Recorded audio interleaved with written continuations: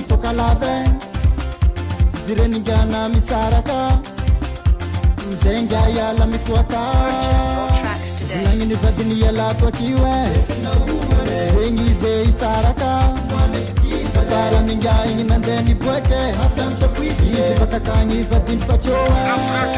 Azumi yangu mange Azumi yangu mange Nandar mamulave kilela Nandar mamulave kichola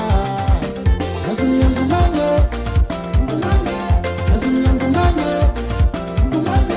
Nandar mamulave kilela Nandar mamulave kichola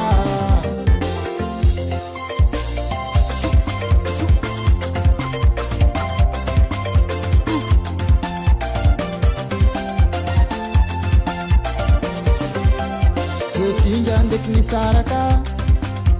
Uzenga yala mitwaka Na viti zenge facham kiraro Manga ndala bei mamenga tulo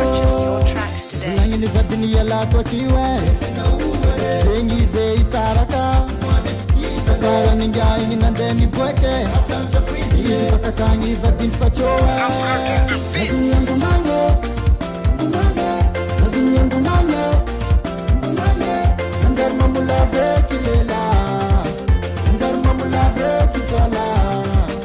Azumi yangu mange Azumi yangu mange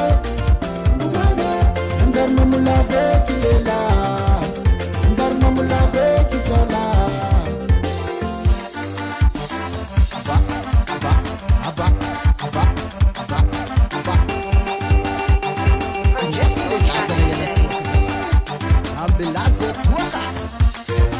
Yegilela ibetu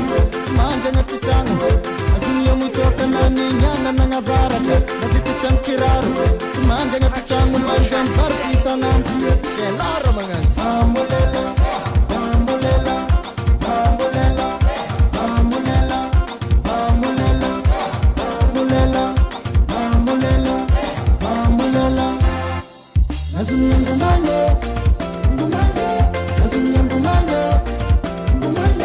Nandar mamulave kilela Nandar mamulave kichola Azumi yangu mange Azumi yangu mange Nandar mamulave kilela Nandar mamulave kichola